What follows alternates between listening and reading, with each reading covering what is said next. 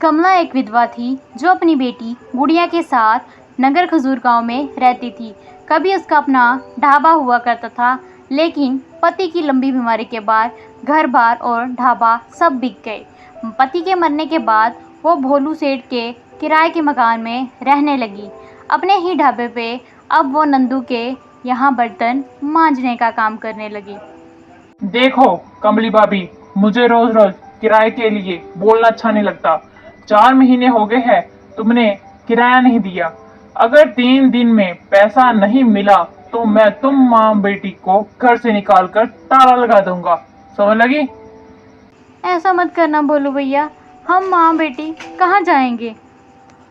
आप तो जानते हो नंदू को 5 महीने से पैसे नहीं दिए रहा, कहता है घाटा चल रहा है, जबकि उसका ढाबा तो भरा रहता है। मुझे तुम्हारे ढाबे या नंदू से मतलब नहीं, मुझे तो मेरे मकान के किराए से मतलब है, बस। माँ, अब क्या होगा? हम कहाँ रहेंगे? बेटी, सब कुछ ठीक हो जाएगा। भगवान ने हमारे लिए कुछ न कुछ सोचा होगा। चलो अब मैं ढाबे पे जाती हूँ, नहीं तो नंदू फिर चलाएगा। कमली जैसे ही घर से निकलती है, रास्ते में टिल्लू मिल जाता है। अरे चाची, सुबह सुबह भोलू सेठ क्यों चिल्ला रहा था आप पे?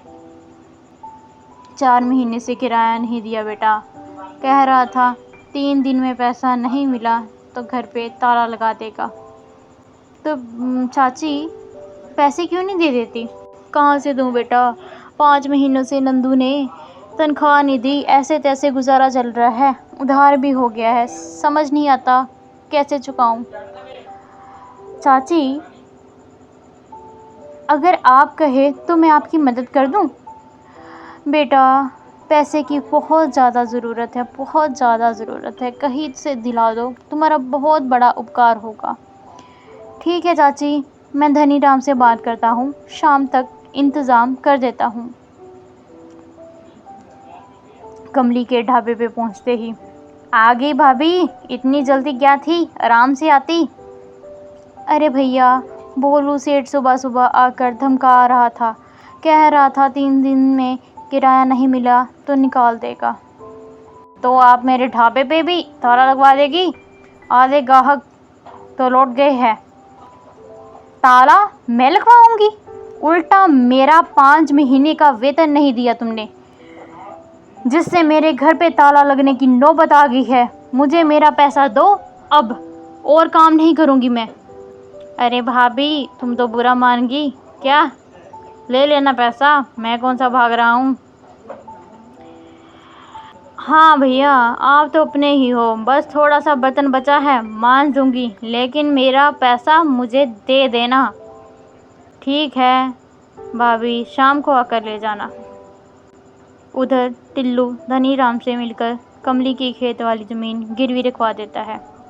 देखा भाभी, टिल्लू ने बताया है कि आप मुश्किल में हो, तो मैंने सोचा मदद कर दूं।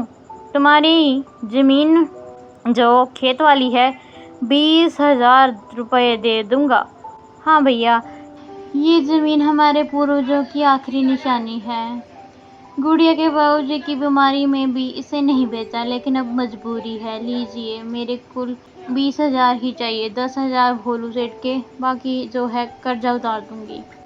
भारी मन से पैसे लेकर कमली लौटती है।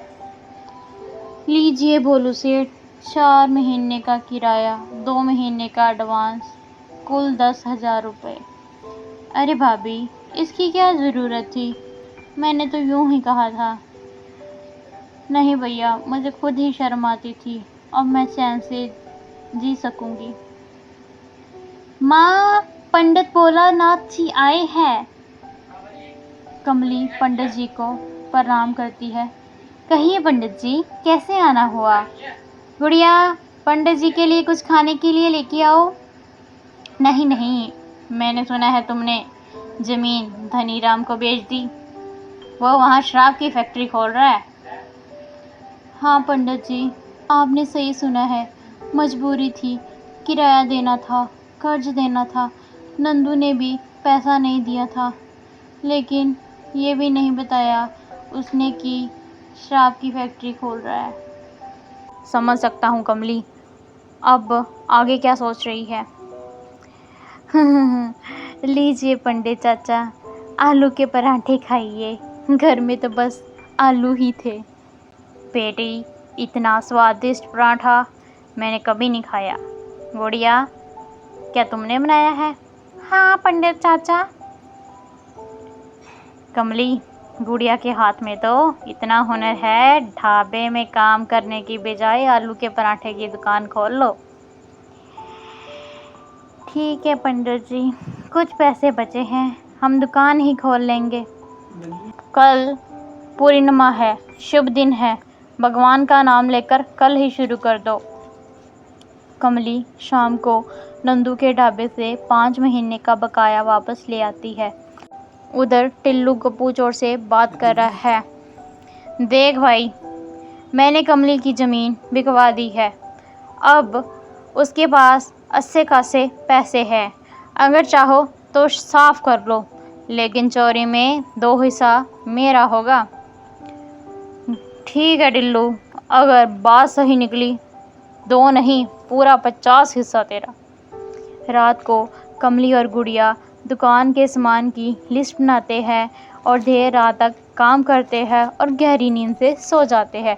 उधर गप्पू चोर घर में घुसकर सारा पैसा, सारा सामान चुरा लेता है। सुबह, माँ हम बर्बाद हो गए, हमारे घर चोरी हो गई, सारा पैसा चोर ले गए। नहीं, भगवान हमारे साथ ऐसा अन्याय कैसे कर सकते हो?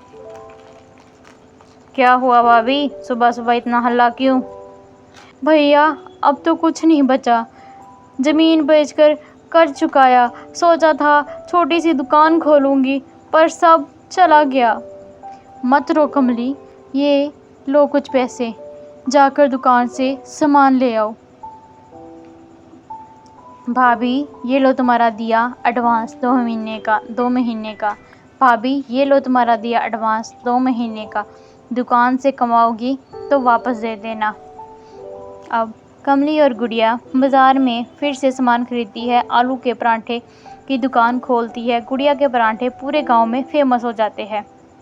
राम राम भाभी, आज बीबी मायके गई है, सोचा तुम्हारे हाथ का पराठा खा लिया जाए। आइए सरपंच जी, ये दुकान तो गुड़िया की हुनर की वजह से चल रही है, पराठा वो बनाती है। प्रणाम सरपंच चाचा, ये लीजिए आपका पराठा। वाह लाजवाब, अब अगले रविवार को मंत्री जी आ रहे हैं, उनको भी यही पराठा खिलाएंगे। रविवार के दिन मंत्री जी के साथ व्यापारी बंसो चौधरी भी आता है। सच में ये पराठा तो मैंने कभी खाया ही नहीं। कमली भाभी, क्या है ये पराठा, इसमें क्या मसाला डालते हो? हमें भी ऐसा मसाला बना दो, पैकेट बना कर बेचेंगे। ज़रूर सेठ जी, कल से ही मसाला भेजना शुरू कर दूंगी। ये लो 2 लाख एडवांस, झूलेलाल की कसम पूरा मार्केट हिला देंगे। उधर नंदू और टिल्लू बहुत ही तकड़ी साजिश रचते हैं। जब से इनकी दुकान खुली है, मेरा ढाबा बंद हो गया है, कुछ करना होगा। मैं हूं ना, पैसे दो, आज रात को दुकान को जला दूंगा, आग लगा दूंगा। रात होते ही टिल्लू दुकान में आग लगा देता है, दुकान जलकर राख हो जाती है। कमली और गुड़िया खूब रोती है।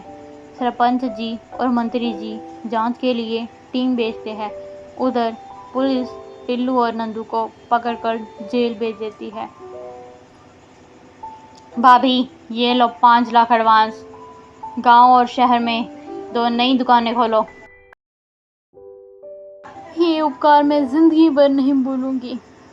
हा हा हा भाभी, व्यापार में उपकार नहीं होता। हा हा, मैं बिना मुनाफे के 1 भी रुपया नहीं लगाता। जल्द ही गुड़िया आलू पराठा मसाला पूरे देश में फेमस हो गया। नगर खजूर गांव में सबसे बड़ा और सुंदर बंगला कमली और गुड़िया का होता है।